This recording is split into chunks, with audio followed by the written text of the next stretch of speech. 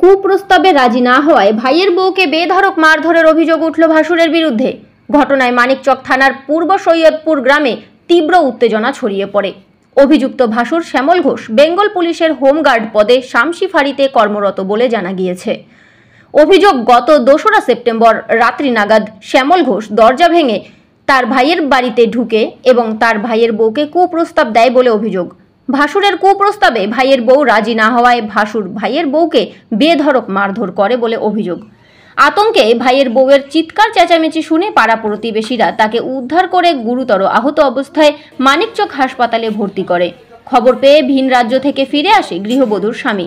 গৃহবধূর স্বামী জানিয়েছেন, বারংবার তার স্ত্রীকে তার দাদা ধর্ষণ করবার চেষ্টা করে। গত 2রা সেপ্টেম্বরেও কুপ্রস্তাবে তার বউ রাজি না হওয়ায় তার দাদা বউকে বেধড়ক মারধর করে। তার বউ বর্তমানে মানিকচক হাসপাতালে চিকিৎসাধীন। মানিকচক থানায় অভিযুক্ত শ্যামল ঘোষের বিরুদ্ধে অভিযোগ দায়ের করা হয়। অভিযুক্ত এখনও অধরা। তদন্ত শুরু করেছে মানিকচক থানার পুলিশ।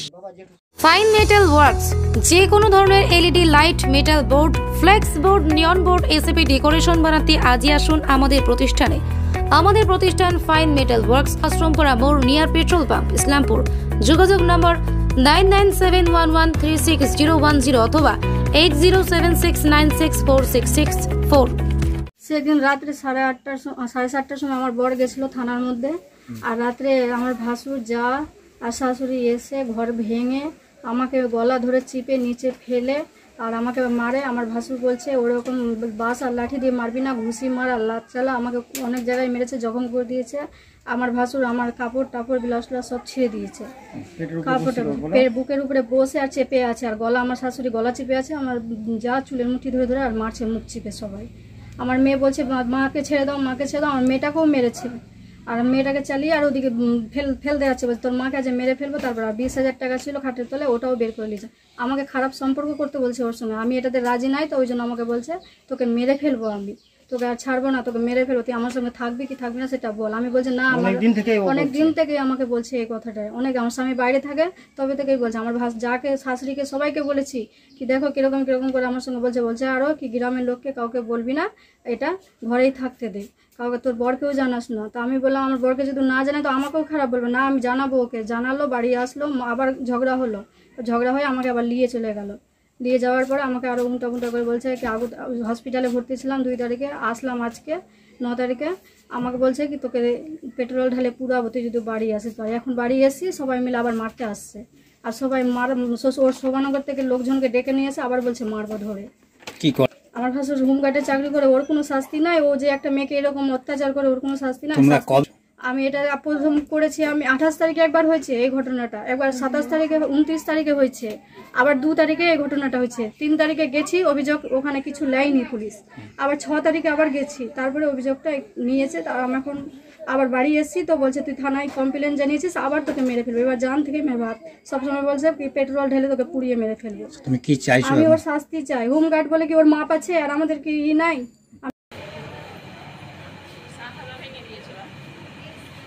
আমার অভিযোগ আছে, আমার দাদা হোমগার্ডে যুক্ত পুলিশ কর্মী আছে, শামসি ফাঁড়িতে আছে। উনি বাড়ি আসে, আমার বউয়ের উপরে নজর, আমার বউকে ধর্ষণ করতে চাইছে।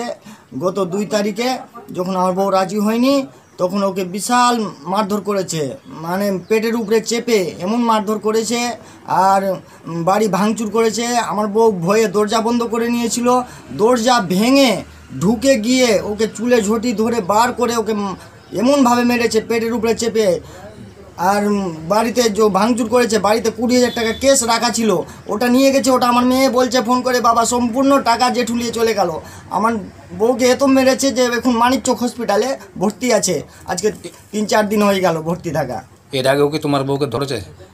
এর আগে আমার বউকে বলেছে যে তোকে আমার সাথে রিলেশনশিপে থাকতে হবে, না তো তোদেরকে এখানে থাকা মুশকিল করে দিব। আর আমি বোম্বেতে থাকি। আমি বউ আমাকে ফোন করে বলে যে তোমার দাদা এরকম এরকম বলছে, তুমি কি করবা? তখন আমি বাড়ি আসলাম। বাড়ি এসে যখন দাদাকে বলছি যে দাদা তুই এরকম কেন বলছিস, তো আমাকে সোজা মারতে দৌড়াচ্ছে, মারছে। আমি একটু কমজোর হয়ে যাচ্ছি, ও পুলিশে হয়ে যাচ্ছে, মানে আমাকে থাকতে দিতে চাইছে না। কিছুদিন আগে ও বাড়ি দিচ্ছে 10 লাখ টাকা খরচা করে। ও পুলিশ এই অভিযোগ সমস্ত করেছো? ব্যাপারে পুলিশ অভিযোগ করেছি। পুলিশ ডিপার্টমেন্ট থেকে বলছে যে কোন থানায়? মানিকচক থানা। মানিকচক থানায় পুলিশ ডিপার্টমেন্ট থেকে বলছে যে আমাদের স্টাফ আছে, দেখতে হবে, কোনো অ্যাকশন নিচ্ছে না।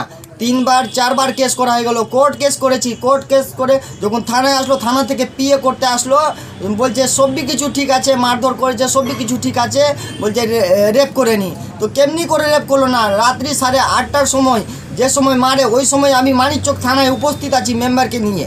মানিকচক থানায় ভিডিও কল করে দেখাচ্ছি, দেখে কীরকম মারছে একে। তো মানিকচক থানা থেকে বললো যা বউকে নিয়ে আয়, বউকে নিয়ে এসে আগে ট্রিটমেন্ট কর। তো আমি মানিকচক থানার কথা শুনে বউকে নিয়ে গিয়ে মানিকচক রুবাল হাসপাতালে গিয়ে ভর্তি করি। তোমার বাড়ি? আমার বাড়ি হচ্ছে মাধবপুর, মানিকচক থানা পড়ে। Bureau report, live news.